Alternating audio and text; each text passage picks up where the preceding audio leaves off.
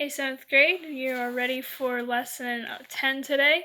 And this lesson is more about what life in the MCC camp was like, what it was like to live in a refugee camp. And for that, we're going back to Maria and learning some more about what she was going through. In this chapter, or in this lesson, it's also talking about character evaluation. So there's two ways you can kind of figure something, or you can know something about the character. We learned three ways that you can reveal a character. It's dialogue, description, and actions. Those are three ways that you can tell what the character is like. But there are a couple ways to evaluate or describe what a character is like. First of all, you can just use a description, which is basically factual things about them. Things from the book that are facts that are easily observable in the book. Now, an evaluation is a little more what you think or feel about them. So, is this character realistic? Do you feel remember this is historical fiction, so it's not necessarily even though it's based on true events, the people aren't necessarily real.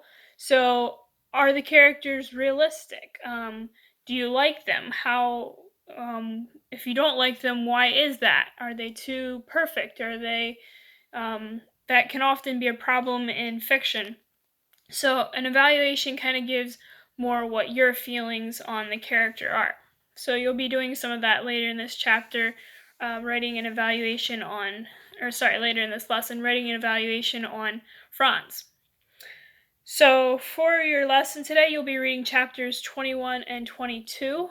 And so I'll read 21 to you, and you can read 22 on your own. Also, keep in mind that tomorrow you have a quiz and vocab test, so be studying for those. I'll have a review video for you tomorrow. And also, remember, again, that if you get 100% on the 3 regular vocab tests, you won't have to do the final vocab test, okay? So, if you study well for it, you should be good to go, okay? So I will read chapter 21 to you now. Maria straightened her shoulders and stood to stretch her tired body. There was no use sewing longer. It was getting too dark. Almost lovingly, she laid the work of her hands on the cot, running her fingers proudly and efficiently over the dress Rosie would wear on Sunday. The one Rosie had been dreaming about ever since the MCC worker had given Maria the 2 old ones. "This is a pretty good dress, but it seems a little too short for Rosie," Maria had been told when it was her turn to receive some new clothing. "But we've got an old dress here we don't know quite what to do with.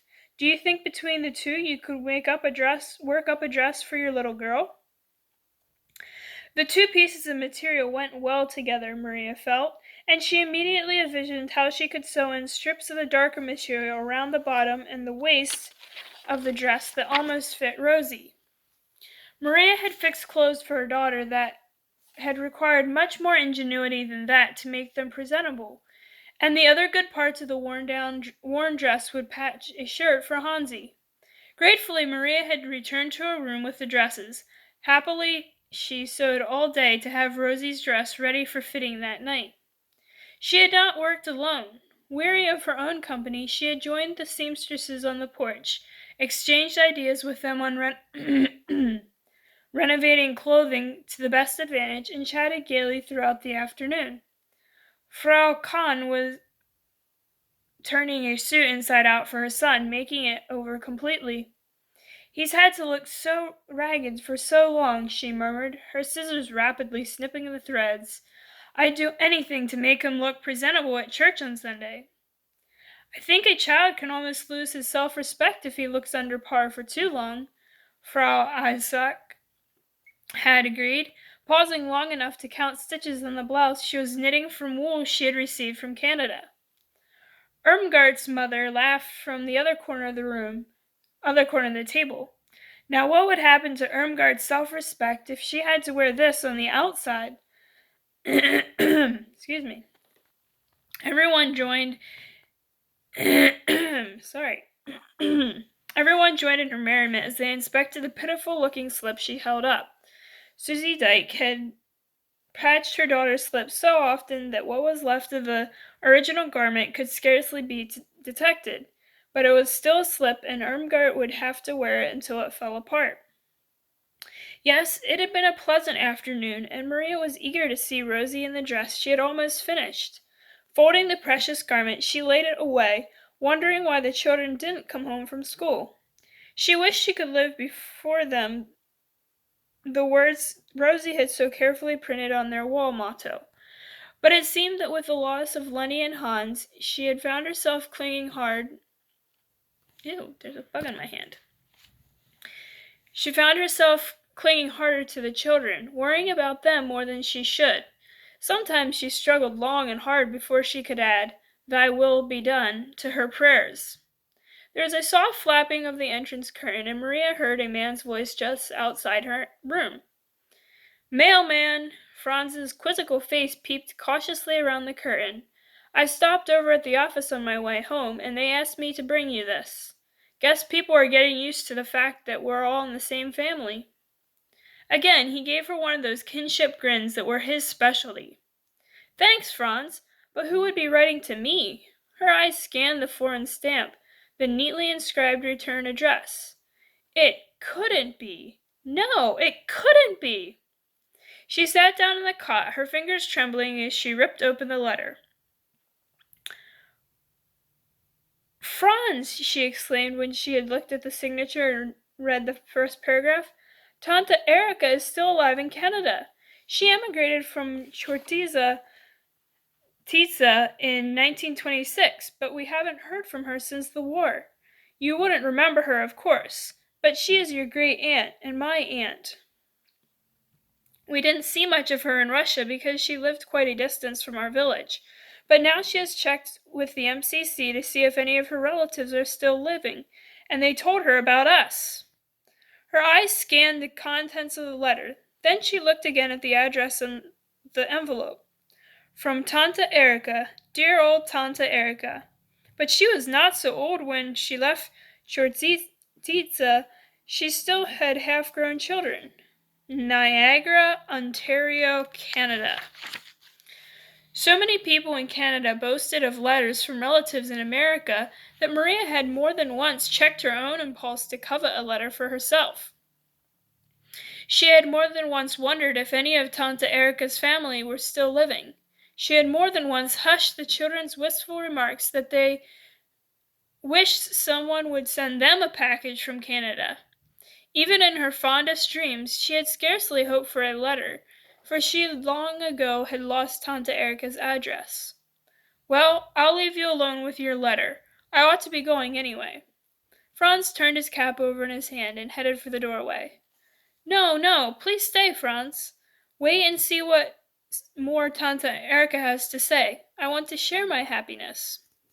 Maria noticed that he sat down gladly, leaning back and relaxing on the cot as though her room were home. She knew he had only been pretending busyness, that he was bored every time he had to leave for his dingy corner of the bachelor's quarters. The letter was written in simple handwriting, but was a little difficult to read because Tante Erika was old and her fingers shaky. It went on to tell that all of her children were now married. Jacob was a bookkeeper in a lumber camp. Helmut was employed in a dairy. Kate had married a prosperous farmer and had 3 children of her own. She, Tante Erika, comfortably lived in an apartment in Kate's spacious farmhouse. Maria read aloud, commenting to Franz between lines, rejoicing at her aunt's good fortune. "The Mennonite Central Committee has written to me in answer to my inquiry that you, dear Maria, and your 2 children are right there in camp. Kate and her husband for a long time had the conviction that they should help someone come to this country, someone of our own brothers and sisters who are stranded in Europe. John is also very much in need of help here on the farm. We had not dared to hope that we would find someone so closely related to us. Would you want to emigrate to Canada, to come and live with us here in Ontario, to bring your children and rear them here?" "Franz," Maria sighed, "do you realize what this letter means? Canada. I dare not dream of such a thing." Then her smile faded. "But it is impossible, of course, so long as we don't know where Hans is. If we knew he was in Siberia, it would be different, but I refuse to believe that he is.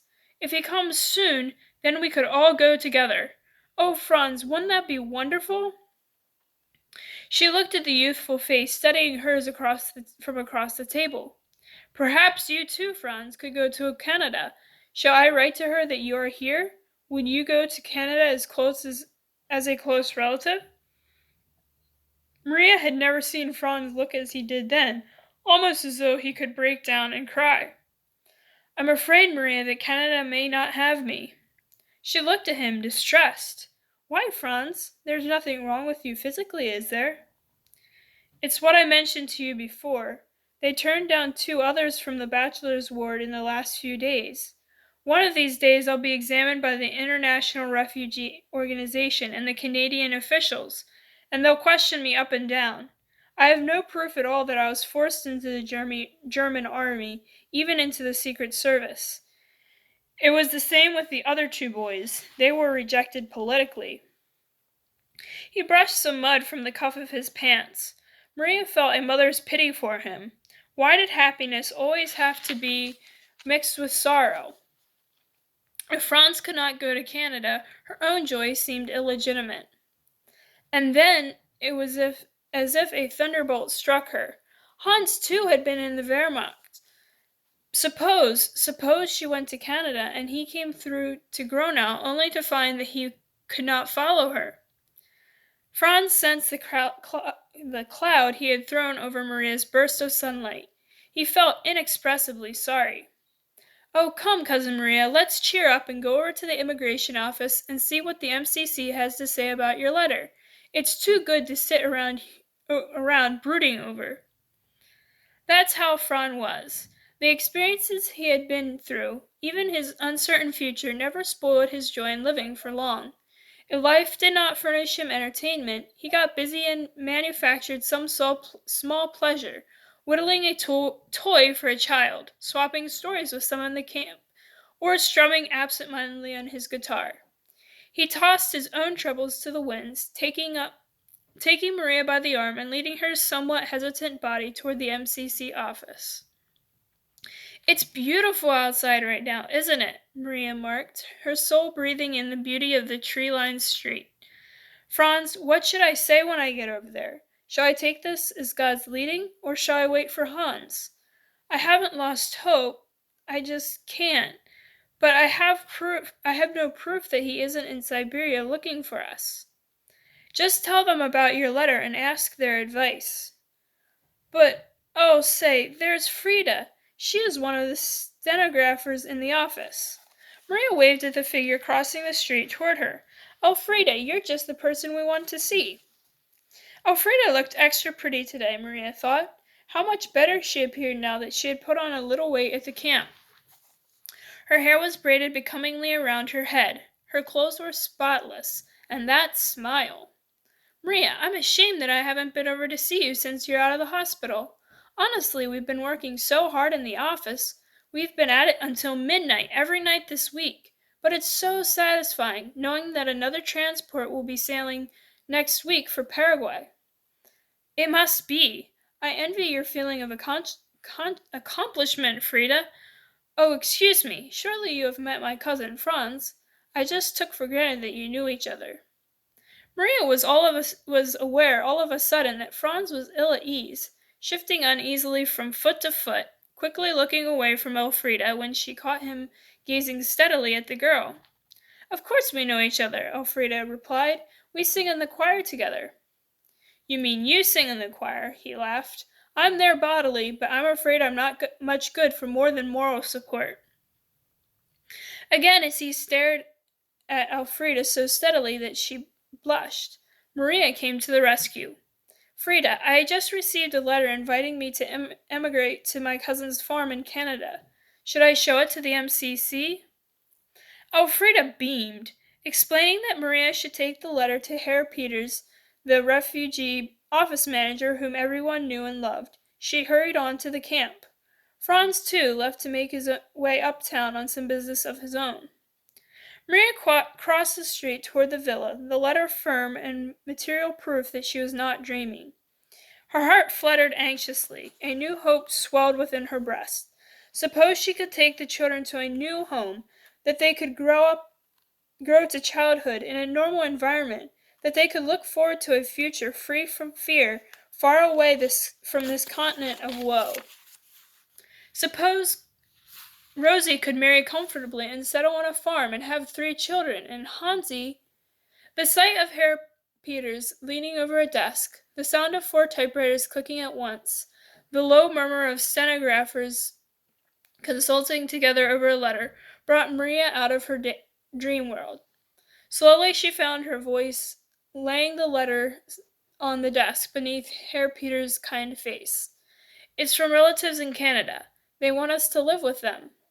Her voice echoed in her own ears, and what she had said sent a strange quivering through her body. "They want us. They want us. Someone wants a homeless, unwanted refugee. They want us." Alright, that's the end of chapter 21, and you can read chapter 22 on your own.